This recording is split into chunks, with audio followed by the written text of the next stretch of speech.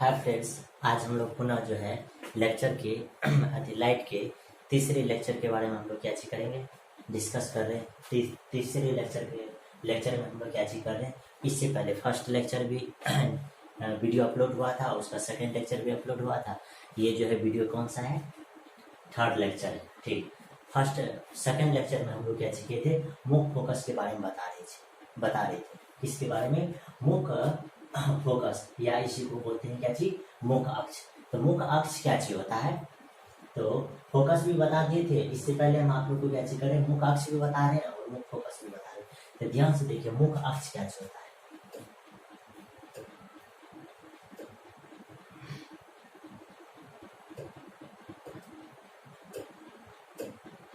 तो मुख अक्ष क्या चीज होता है, ध्यान से देखिए। हमारे पास ये समझिए एक दर्पण है, ये क्या चीज, एक दर्पण है। तो इसका क्या चाहिए, एक सेंटर है। सेंटर इसका सी होगा और इसका ध्रुव जो है, ये ध्रुव को हम लोग क्या चीज कर रहे हैं, ध्रुव को हम लोग क्या चीज बोल रहे हैं, पी। क्या चीज बोल रहे हैं, पी। क्या चीज बोल रहे हैं, पी। तो ये क्या चीज हो रहा है, ये सेंटर और जब ध्रुव को मिलाते हैं ये एक लाइन पास करता है। ठीक, और इसी लाइन को हम लोग क्या बोलते हैं, इसी लाइन को हम लोग क्या बोलते हैं, मुख अक्ष बोलते हैं, या प्रधान अक्ष बोलते हैं, या इसी को हम लोग क्या बोलते हैं, प्रिंसिपल एक्सिस बोलते हैं, जो यहाँ लिखा हुआ है। ठीक, लिखा है कि दर्पण के ध्रुव और वक्रता केंद्र, इस सेंटर को क्या बोलते हैं, वक्रता केंद्र। वक्रता केंद्र को मिलाने वाली रेखा को दर्पण का क्या कहते हैं, मुख अक्ष कहते हैं, या इसी को क्या बोलेंगे, मुख फोकस बोलेंगे। क्या बोलेंगे, मुख फोकस। उसके बाद आगे देखिए क्या बताया जा रहा है कि मुख फोकस किसे कहते हैं। तो यही क्या होता है, मुख फोकस। मुख फोकस में क्या होता है कि प्रधान अक्ष की समांतर कोई भी रे आती है, समांतर प्रधान अक्ष के समांतर कोई भी रे आती है, और यह क्या चीज, यहाँ आपको नॉर्मल बनाया जाएगा। ठीक, उसके बाद ये क्या हो जाएगा, ये इस लाइट का क्या हो जाएगा, यहाँ परावर्तन हो जाएगा। यही हमारे पास जो मिलता है पॉइंट, इसी पॉइंट को हम लोग क्या बोलते हैं, मुख फोकस बोलते हैं। हम लोग क्या बोलते हैं, मुख फोकस बोलते हैं। ठीक, क्या बोलते हैं, मुख फोकस, यानी कि दर्पण के ध्रुव। देखिए, दर्पण के मुख अक्ष, यानी कि ये आपका क्या चाहिए, लाइन जो है आपका क्या चाहिए, मुख अक्ष। मुख अक्ष के समांतर, ये समांतर किरण आ रही है। ठीक, ये क्या हो रही है, समांतर किरण आ रही है। ठीक, तो समांतर किरण, आपतित किरण परावर्तन के बाद जिस बिंदु पर मिलती है, जिस बिंदु पर क्या चीज होती है, मिलती है, या जिस बिंदु पर मिलती हुई या आती हुई प्रतीत होती है या मालूम पड़ती है, उसे ही क्या बोलते हैं, मुख फोकस। जैसे हम आपको बता रहे हैं क्या चीज होगा इसमें क्या चीज होगा, ये हमारे पास एक दर्पण होगा। ठीक, इसका ये हमारे पास क्या चीज है, प्रिंसिपल एक्सिस है। क्या चीज है, प्रिंसिपल एक्सिस है, और इसी के समांतर क्या चीज होगा, एक रे आएगा, ये रे आएगा, और ये क्या चीज होगा, नॉर्मल बनाएगा। ये हमारे पास क्या चीज होगा, नॉर्मल। ठीक, और इसी का जब परावर्तन यहाँ से होता है, ये पॉइंट ही हमारे पास क्या चीज हो जाता है, मुख फोकस। क्या चीज हो जाता है, मुख फोकस। और इसको क्या चीज, कैपिटल एफ से डिनोट करते हैं। ये प्रधान अक्ष के एक बिंदु पर मिलती है या मिलती हुई प्रतीत होती है, इसीलिए इस बिंदु को क्या चीज बोलते हैं, मुख फोकस। उसके बाद ध्यान से देखिए, हमारे पास क्या चीज है, फोकस दूरी। फोकस दूरी किसको बोलते हैं, ध्रुव। ये जो है दर्पण के ज्यामितीय केंद्र को क्या चीज बोलते हैं, ध्रुव। दर्पण के ज्यामितीय केंद्र को क्या चीज बोलते हैं, ध्रुव। ये ध्रुव और मुख फोकस, यानी फोकस पॉइंट, ये डिस्टेंस को ही क्या चीज बोलते हैं हम लोग, यही डिस्टेंस को हम लोग क्या चीज बोलते हैं, फोकल लेंथ। क्या चीज बोलते हैं, फोकल लेंथ। ये जो आपको डिस्टेंस दिख रहा है पी से एफ तक के डिस्टेंस, इसी डिस्टेंस को हम लोग क्या चीज बोलते हैं, फोकल लेंथ। क्या चीज बोलते हैं, फोकल लेंथ। यहाँ लिखा हुआ भी है कि दर्पण के ध्रुव, ये जो पी दिख रहा है आपको ध्रुव है, और फोकस, ये जो आपको एफ दिख रहा है, ये फोकस के बीच की दूरी को, यानी कि ये दूरी को, यानी कि दर्पण की क्या चीज बोलते हैं, फोकस दूरी। यही, यानी कि ध्रुव और फोकस के बीच के दूरी को क्या चीज बोलते हैं, फोकस दूरी। क्या चीज बोलते हैं, फोकस दूरी। उसका लास्ट पॉइंट जो इसमें बताया गया है, दर्पण का द्वारा। क्या चीज है, दर्पण का द्वारा। ये जो पूरा लेंथ है, इसी लेंथ को हम लोग क्या चीज बोलते हैं, दर्पण का द्वारा। लिखल है कि गोलीय दर्पण की परावर्तक सतह के व्यास को, परावर्तक सतह के व्यास के, ये जो है आपको जो ये हम कलर से बता रहे हैं, ये जो आपको दिख रहा है, ये है इसका परावर्तक सतह, ये इसका क्या चीज है, परावर्तक सतह। इसी का जो ये व्यास है, इसी व्यास को हम लोग क्या चीज बोलते हैं, दर्पण का द्वारक बोलते हैं। क्या चीज बोलते हैं, दर्पण का द्वारक, वही लिखा, ठीक ये। उसके बाद देखिए आगे,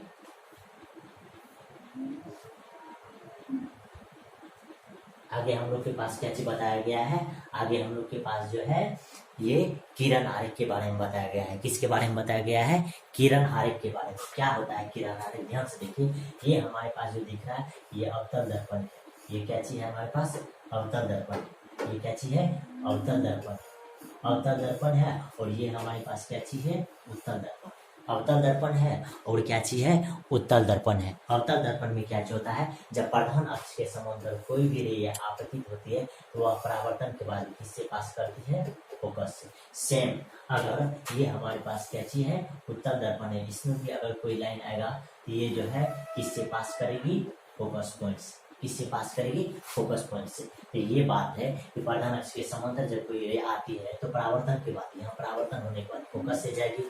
सेम अवतल दर्पण में होगा और किस में होगा, उत्तल दर्पण में। यहाँ आपको सारा चीज बताया गया है कि पी आपका क्या चीज है, पी आपका क्या चीज है, ध्रुव, यहाँ भी यहाँ भी। उसका एफ आपका क्या चीज है, फोकस है, ये एफ और वो एफ फोकस है। उसका सी क्या चीज, वक्रता केंद्र। और ये जो डिस्टेंस है, इस डिस्टेंस को स्मॉल एफ बोलते हैं, जिसको हम लोग क्या चीज बोलते हैं, फोकस दूरी। उसका यहाँ से यहाँ तक जो होता है ये आर होता है, इसको क्या चीज बोलते हैं, वक्रता त्रिज्या। क्या चीज बोलते हैं, वक्रता त्रिज्या। उसके बाद ये जो आपको लेंथ दिख रहा, इसी लेंथ को हम लोग क्या चीज बोलते हैं, मुख अक्ष, या इसी को क्या चीज बोलते हैं, प्रधान अक्ष। वहाँ सारा चीज क्या चीज किया गया है, बताया गया है।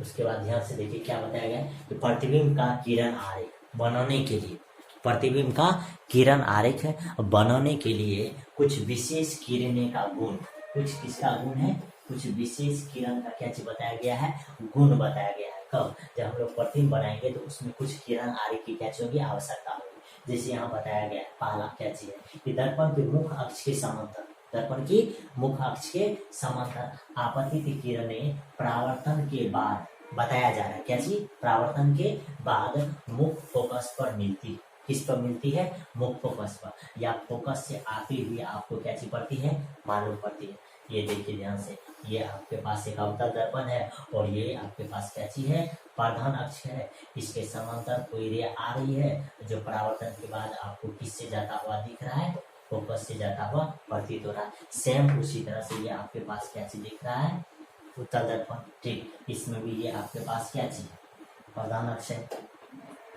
ये आपके पास क्या है, ये आपके पास प्रधान अक्ष है। और कोई रे जो है क्या हो रहा है, ये रे आपको आपतित दिखाई दे रहा है और ये आपतित होने के बाद इधर परावर्तन हो रहा है। ठीक, परावर्तन होने के बाद इसको जैसे बैक ले जाते हैं, ये किससे पास होता हुआ दिखता है आपको, फोकस से। ये है इसका क्या चीज, पहला गुण है इसका, प्रतिबिंब किरण आरेख। ठीक, उसका दूसरा देखिए गुण क्या चीज है,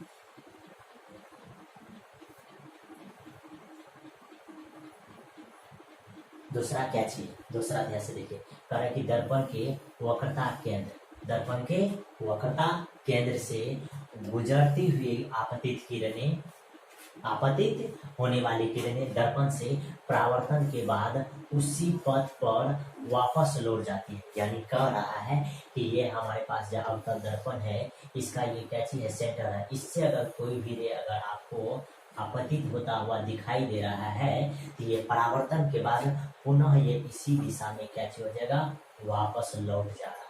ये क्या हो रहा है, वापस लौट जा रहा है। उसी तरह से है आपके पास क्या चीज, उत्तल दर्पण में भी, कि अगर कोई भी रे अगर आपको क्या चीज दिख रहा है, आता हुआ दिख रहा है, तो वही रे इसको बैक लेकर के जाइएगा। ये वक्रता केंद्र है, इसी से रिटर्न होकर के भी आपको क्या हो रहा है, जाता हुआ भी प्रतीत हो रहा है। यानी कि यानी वक्रता केंद्र से अगर कोई भी रे आपतित होती है तो वह परावर्तन के बाद भी पुनः पुनः क्या हो जाती है, वापस रिटर्न हो जाती है। ये आपका कौन सा गुण है, दूसरा गुण है। उसका देखिए तीसरा गुण, तीसरा गुण क्या चीज बताया जा रहा है कि दर्पण के फोकस से होकर, दर्पण के फोकस से होकर आपतित किरणें परावर्तन के बाद मुख्य फोकस के क्या चीज हो जाती है, समांतर, यानी कि ये पहला वाला केस का क्या चीज है, अपोजिट है। अब की बार क्या चीज हो रहा है, किरण ये फोकस से जाता हुआ प्रतीत हो रहा है। तो ये किरण अगर फोकस से जाता हुआ प्रतीत हो रहा है तो ये इस पॉइंट पर, बी पॉइंट पर परावर्तन होने के बाद ये क्या चीज हो जाता है, ये इस तरफ रिटर्न हो जाता है और ये कि ये रे जो है ये क्या चीज है, मुख्य फोकस के समांतर हो जाती है। क्या चीज हो जा रही है, समांतर हो जा रही है। सेम उसी तरह से हम लोग के पास क्या चीज हो रहा है, ये रे आपको क्या चीज है, फोकस से जाता हुआ प्रतीत हो रहा है। ये परावर्तन के बाद क्या चीज हो रहा है, ये प्रधान अक्ष के समांतर हो रहा है। ये किरण आपस में क्या चीज है, समांतर हो रहा है। ये आपका कौन सा केस है, तीसरा केस है। उसके बाद देखिए क्या है, ये इसमें क्या चीज दिया हुआ है, 3 केस। पहला केस दिया हुआ है कि जब कोई रे प्रधान अक्ष के समांतर आपतित होती है, प्रधान अक्ष के समांतर क्या चीज होती है, आपतित होती है, तो वह परावर्तन के बाद मुख्य फोकस से होकर के चली जाती है। उसका दूसरा जो दिया हुआ है क्या चीज है, वक्रता केंद्र से अगर कोई रे आता हुआ प्रतीत हो रहा है तो वह वक्रता केंद्र से परावर्तित भी हो रहा है। उसका तीसरा केस क्या चीज है कि मुख्य फोकस से होकर कोई भी रे जाती है तो परावर्तन के बाद वह क्या चीज होती है, प्रधान अक्ष के समांतर हो जाती है। और ये केस क्या चीज है, अवतल दर्पण के लिए भी सेम है और उत्तल दर्पण के लिए भी क्या चीज है, सेम है। अवतल दर्पण के लिए भी सेम है और उत्तल दर्पण के लिए भी क्या चीज है, सेम है। उसके बाद आपको क्या चीज बताया है, किरण आरेख के बारे में बताया है। किसमें, अवतल दर्पण में। अवतल दर्पण द्वारा बने प्रतिबिंब की स्थिति और क्या चीज है, आकृति। यानी कि अवतल दर्पण में क्या चीज हो रहा है, प्रतिबिंब जो बन रहा है उसके बारे में हम लोग को क्या चीज कहा जा रहा है, बताया जा रहा है। क्या चीज बताया जा रहा है, पहले बताया जा रहा है कि वस्तु की स्थिति, यानी वस्तु कहाँ होनी चाहिए अवतल दर्पण में, तो वस्तु कहाँ होनी चाहिए, अनंत। जब वस्तु अनंत पे होता है तो उसका प्रतिबिंब कहाँ बनता है, फोकस पे, जो आपको केस में दिख रहा होगा। यानी कि जब वस्तु ऐसे है, ये हमारे पास अवतल दर्पण है, ये हमारे पास क्या चीज, प्रधान अक्ष है, ठीक। इसमें जब कोई भी रे आता हुआ प्रतीत हो रहा था, ये परावर्तन के बाद पहले क्या होगा, पहले ये सेंटर से पास करेगा, सेंटर से क्या चीज बनाएगा, नॉर्मल बनाएगा। और उसके बाद ये जितना एंगल बना करके ये इधर आती है उतना ही एंगल बना के कैसे हो जाती है, इधर चलाती है। तो यही हमारे पास फोकस सारा ही इसी तरह से होता है परावर्तन के बाद इस पे। यानी कि तो जब वस्तु अनंत पे रहता है, ये वस्तु कहाँ पे है, अनंत पे, तो इसका प्रतिबिंब कहाँ बनता है, फोकस पे, जो आपको बनता हुआ दिख रहा है। और ये प्रतिबिंब की क्या चीज, प्रकृति कैसी होती है, ध्यान से देखिए। तो ये प्रतिबिंब जो बनता है ये वास्तविक बनता है, और वास्तविक प्रतिबिंब हमेशा क्या चीज होता है, उल्टा होता है। क्या चीज होता है, उल्टा होता है, और वस्तु से बहुत छोटा बनता है। ये बात आपको याद रखना है कि प्रतिबिंब वस्तु से बहुत छोटा बनता है। कब बनता है, जब वस्तु अनंत पे होता है तो उसका प्रतिबिंब कहाँ बनता है, फोकस पे। कहाँ बनता है, फोकस पे। और वह वास्तविक बनता है, उल्टा बनता है, और वस्तु से बहुत छोटा बनता है। ये आपका कौन सा केस, पहला केस है। उसका दूसरा केस देखिए,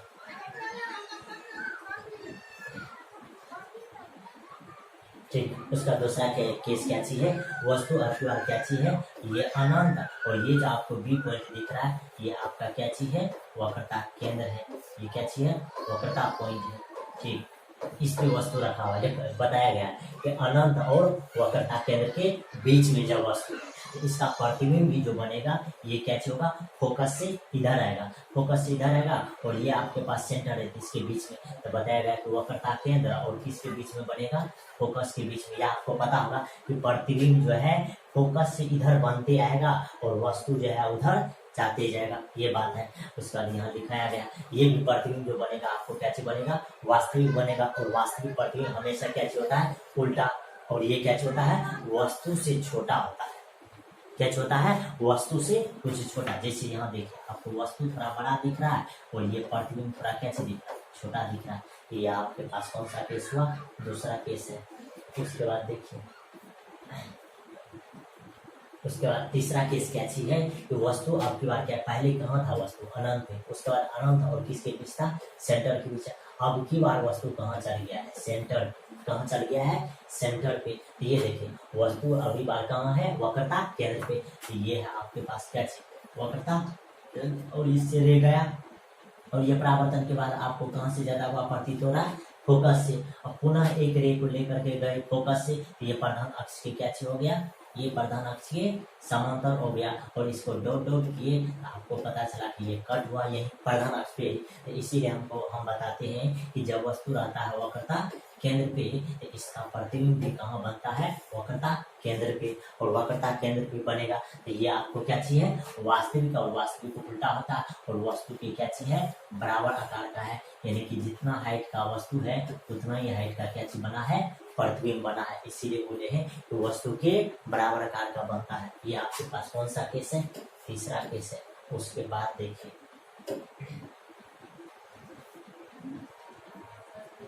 ये अब की बार क्या हो जाएगा, अब की बार वस्तु जो है वक्रता केंद्र से आगा चल जाएगा। तो वक्रता केंद्र से जैसे ही आगा जाएगा तो ये वक्रता केंद्र और क्या चीज हो जाएगा, फोकस के बीच में ये वस्तु आ जाएगा। वही बात लिखल है, वक्रता केंद्र और किसके बीच चल जाएगा, फोकस के बीच चल जाएगा। कहाँ चल जाएगा, फोकस के बीच चल जाएगा। तो ये जैसे ही फोकस के बीच जाएगा तो हम लोग क्या चीज करते हैं, इस रेखा को कैसे बनाते हैं, ध्यान से देखिए। ये हमारे पास समझिए एक अवतल दर्पण है, ठीक।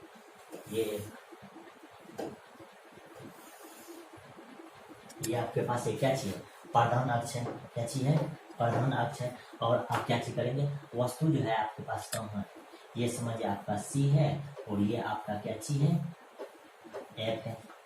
इसके बीच में आपको क्या चीज दिख रहा है, ऑब्जेक्ट दिख रहा है। ये ऑब्जेक्ट आप खड़ा कर दीजिए, ठीक। जैसे ये ऑब्जेक्ट खड़ा कीजिएगा तो ध्यान से देखिए क्या चीज होगा, ये आपके पास ये इधर जाएगा, ठीक, ये उधर जाएगा। और ये जो है किससे होकर के पास करेगा, इसको आप ले करके जाइए, किससे बड़ा कर देते हैं इसको, ठीक।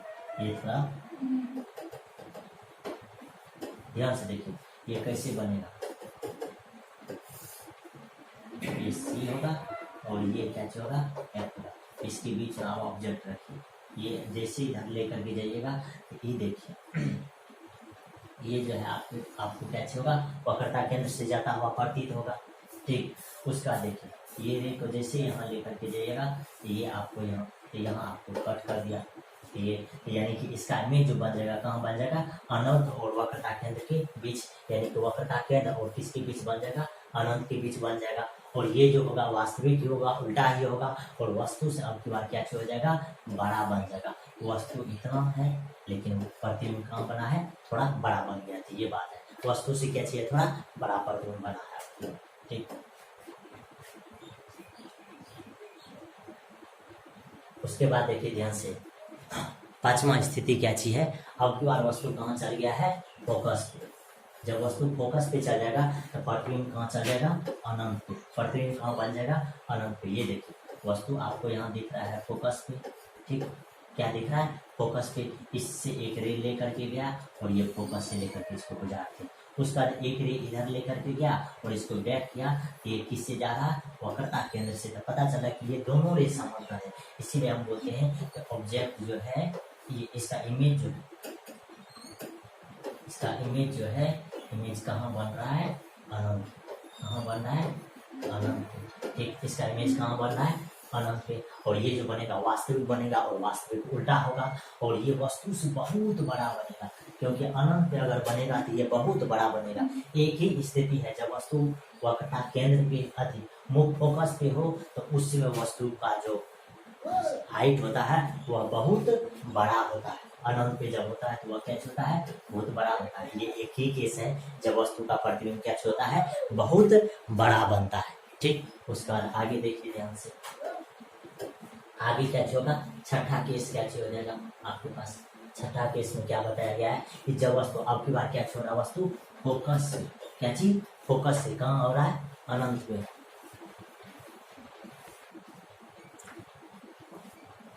देखिए फ्रेंड्स, हम लोग पुनः कुछ ब्रेक के कारण स्टार्ट कर रहे हैं। इसमें सब केस बता दिए थे, ठीक। इसमें बता दिए थे आपको कि जब वस्तु अनंत पे होता है तो इसका प्रतिबिंब जो होता है कहाँ होता है, फोकस पे। और वास्तविक उल्टा, और वस्तु से कैसे बनता है, बहुत छोटा बनता है। कब बनता है, जब वस्तु अनंत पे होता है तो उसका प्रतिबिंब कैसे होता है, बहुत छोटा होता है। उसका दूसरा केस में क्या चाहिए, जब वस्तु क्या चाहिए, अनंत और वक्रता केंद्र के बीच होता है तो इसका प्रतिबिंब जो बनता है वक्रता केंद्र और फोकस के बीच में बनता है। और और वास्तविक उल्टा वस्तु से कैसे बनता है, बहुत छोटा, अति वस्तु से छोटा बनता है, बहुत नहीं, वस्तु से ओनली वन कैसे बनता है, छोटा बनता है। उसके बाद देखिए तीसरा पॉइंट क्या है कि जब वस्तु वक्रता केंद्र पे है, जब वस्तु कहाँ है, वक्रता केंद्र पे है, तो इसका प्रतिबिंब भी कहाँ बनता है, वक्रता केंद्र पे ही बनता है। वास्तविक उल्टा और वस्तु के कैसे होता है, बराबर आकार के बनता है, वस्तु के बराबर आकार के प्रतिबिंब बनता है, वस्तु के कैसा बनता है, बराबर आकार के प्रतिबिंब बनता है। ठीक, उसके बाद देखिए ध्यान से अगला पॉइंट क्या चाहिए कि जब वस्तु वक्रता केंद्र और फोकस के बीच होता है, जब वस्तु वक्रता केंद्र और फोकस के बीच होता है तो इसका प्रतिबिंब जो बनता है वक्रता केंद्र और क्या चीज, अनंत के बीच में बनता है। ये आपके पास अनंत है, अनंत के बीच में बनता है। यहाँ क्या चीज, वास्तविक उल्टा और वस्तु से क्या चीज बनता है, बड़ा बनता है, क्या चीज बनता है, बड़ा। उसके बाद देखिए पांचवा केस क्या चाहिए, पांचवा केस में क्या चाहिए, जब वस्तु फोकस पे है, जब वस्तु कहाँ है, फोकस पे है, जब वस्तु कहाँ है, फोकस पे है, तो इसका प्रतिबिंब जो बनता है क्या चीज बनता है, अनंत पे बनता है। वास्तविक उल्टा और वस्तु से क्या चीज बनता है, बड़ा बनता है, क्या चीज बनता है, बड़ा। उसके बाद ध्यान से देखिए लास्ट केस हमारे पास क्या चाहिए कि जब वस्तु जो है ये ध्रुव और फोकस के बीच में है, तो इसका प्रतिबिंब जो बनता है ये कहाँ बनता है, दर्पण के पीछे। लास्ट जो होता है इसका छठा केस जो होता है, इसमें ही एक स्थिति होता है जब वस्तु फोकस और क्या चीज होता है, ध्रुव के बीच में जब वस्तु रखा गया है, ये आपके पास क्या चीज, वस्तु, तो इसका एक प्रतिबिंब बनता है जो आभासी बनता है, यानी इसको बोलते हैं काल्पनिक।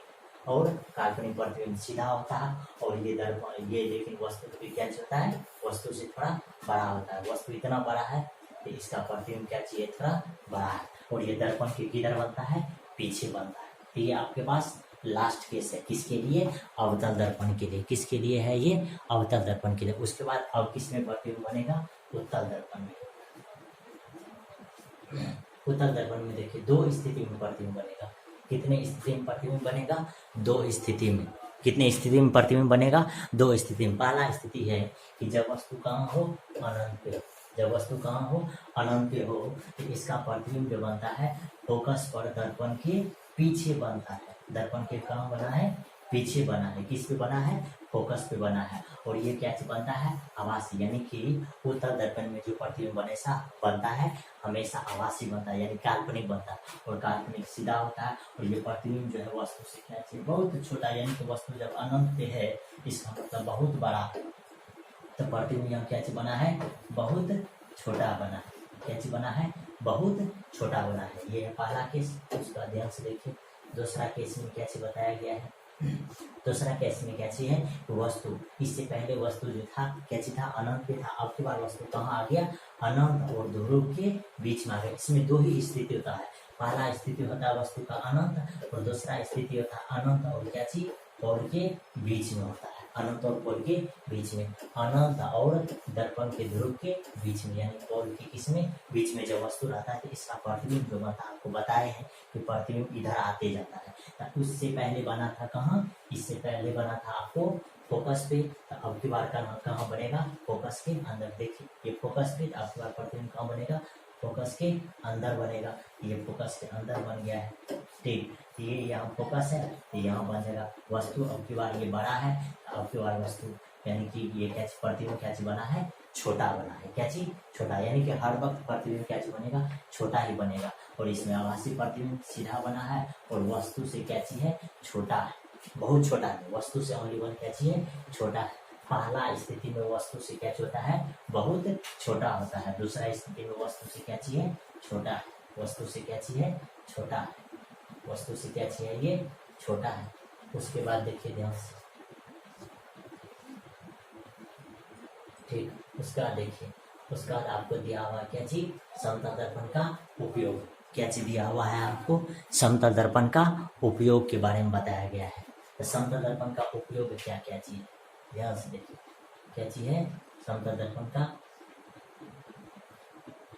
ठीक, समतल दर्पण का क्या चीज दिया हुआ है, उपयोग। क्या चीज दिया हुआ है, उपयोग। पहला उपयोग क्या चीज है, ये चेहरे को देखने के लिए। क्या चीज, चेहरे को देखने के लिए, किसका, समतल दर्पण का। दूसरा है कि पारदर्शी कुछ दूरबीनों और कुछ प्रकाशीय यंत्रों में भी इसका उपयोग किया जाता है। किसका, समतल दर्पण का। उसके बाद देखिए अवतल दर्पण का उपयोग कैसे बताया गया है। अवतल दर्पण का उपयोग हजामती दर्पण के रूप में। समतल दर्पण का 2 उपयोग है, उसके बाद अवतल दर्पण का उपयोग बताया जा रहा है। अवतल दर्पण का उपयोग है किसमें, हजामती दर्पण में, उसके बाद कह कि सर्च लाइट में यानी गाड़ी के आगे में, मोटर कार में के हेडलाइट में, किसमें, हेडलाइट में आगे में परावर्तक के रूप में होता है। उसके बाद बताया है कि डॉक्टर के द्वारा रोगियों के नाक, कान, गला इत्यादि की कैंची करने के लिए, जांच के लिए किसका उपयोग किया जाता है, अवतल दर्पण का। उसके बाद कह रहा है कि परावर्तक दूरबीनों में, इसमें परावर्तक दूरबीनों में। उसके बाद कह रहा है कि सोलर कुकर में भी किसका उपयोग किया जाता है, अवतल दर्पण का। ये अवतल दर्पण का यहाँ क्या उपयोग दिया हुआ है, 5 गो दिया हुआ है। क्या वो दिया हुआ है, 5 गो। पहला हजामती दर्पण के रूप में, उसका दूसरा दिया है कि सर्च लाइट और मोटर कार के हेडलाइट के में परावर्तन के रूप में, उसका डॉक्टर के द्वारा रोगियों के कान, गले इत्यादि की चेक में, उसका करा परावर्तक दूरबीनों में, उसका क्या सिखा रहा है, सोलर कुकर। उसके बाद आगे जो बताया जा रहा है किसके बारे में, उत्तल दर्पण के उपयोग के बारे में। किसके बारे में बताया जा रहा है, उत्तल दर्पण के उपयोग में। तो उत्तल दर्पण के उपयोग में देखिए क्या सिखा रहा है, उत्तल दर्पण के उपयोग के लिए यानी कि मोटर कारों के साइड मिरर के रूप में, यानी कि मोटर कार यानी गाड़ी सबके बगल में जो मिरर है उसी में क्या जाता है, क्या चीज, साइड मिरर के रूप में, यानी कि उसके पीछे जो कोई भी वाहन आते हैं तो उसको देखने के लिए क्या होता है, साइड मिरर के रूप में किसका उपयोग किया जाता है, अवतल दर्पण का। उसके बाद कह रहा है कि सड़कों पर लगे बिजली के बल्ब के पीछे, बिजली के बल्ब के पीछे जो होता है उत्तल दर्पण परावर्तक के रूप में होता है। किसमें होता है, उत्तल दर्पण परावर्तक के रूप में होता है। आगे जो दिया हुआ है ये यानी उत्तल दर्पण का 2 ही उपयोग। उसका अगला पॉइंट क्या दिया हुआ है, दर्पण का आवर्धन। क्या चीज दिया हुआ है, दर्पण का आवर्धन यानी कि मैग्निफिकेशन। ये देखिए क्या चीज होता है, दर्पण का आवर्धन। ठीक, दर्पण के आवर्धन के बारे में बताया जा रहा है। ठीक, ये क्या होता है, ध्यान से देखिए। कारण कि दर्पण के द्वारा बने प्रतिबिंब के आकार और वस्तु के आकार यानी कि प्रतिबिंब के आकार को आप बोल सकते हैं क्या चीज, H2।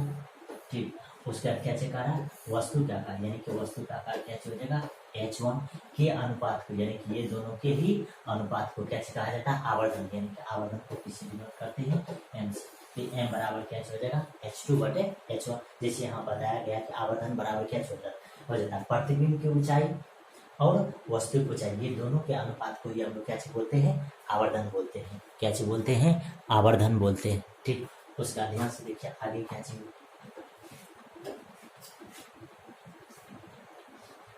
आगे आपके पास आया है चिन्ह परिपाटी। क्या चीज आया है, चिन्ह परिपाटी। चिन्ह परिपाटी में क्या चीज होता है, ध्यान से देखिए।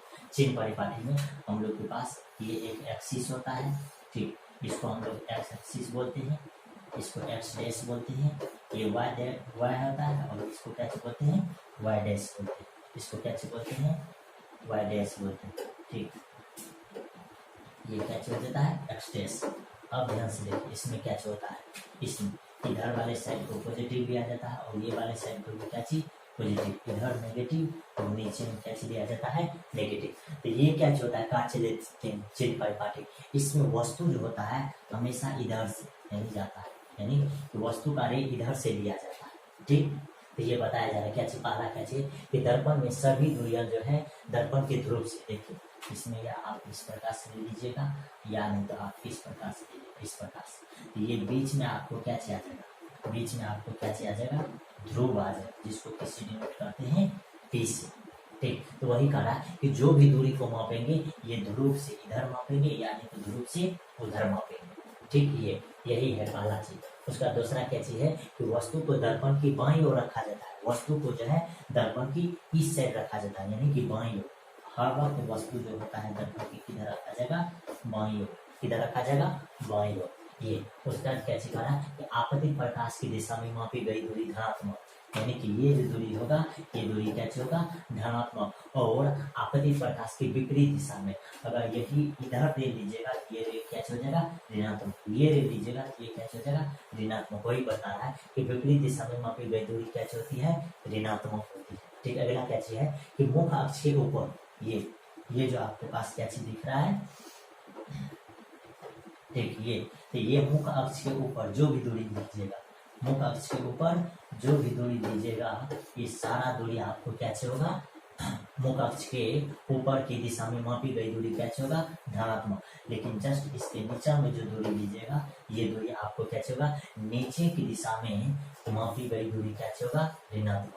तो ये बताया गया है कि आपतित प्रकाश की दिशा में दूरी लीजिएगा तो धनात्मक, अब विपरीत दिशा में लीजिएगा तो क्या हो जाएगा, ऋणात्मक। उसका प्रधान अक्ष, ये जो आपको दिख रहा है प्रधान अक्ष, इसके ऊपर जो लीजिएगा धनात्मक हो जाएगा, चाहे इधर लीजिए या इधर लीजिए, इसके जस्ट नीचे अगर लीजिएगा तो वह क्या हो जाएगा, ऋणात्मक हो जाएगा। यही चीज आपको क्या किया गया है, बताया गया है। ये ठीक प्रधान अक्ष के इस दिशा में अगर ये अगर रे लीजिएगा तो ये आपको धनात्मक होगा, लेकिन ये जो रे लीजिएगा ये आपको क्या होगा, ऋणात्मक। फिर ये जो रे लीजिएगा ये आपको क्या होगा, धनात्मक। लेकिन ये जो रे लीजिएगा नीचे ये क्या होगा, ऋणात्मक है। ये भी रे लीजिएगा तो आपको क्या होगा, धनात्मक। यानी कि इस दिशा के लिए धनात्मक होगा और विपरीत दिशा के लिए क्या होगा, ऋणात्मक होगा। फिर प्रधान अक्ष के ऊपर की दिशा की ओर मापी गई दूरी धनात्मक होगा, फिर नीचे की ओर मापी गई दूरी क्या होगा, ऋणात्मक होगा। ये था आपका पहला लेक्चर। ठीक।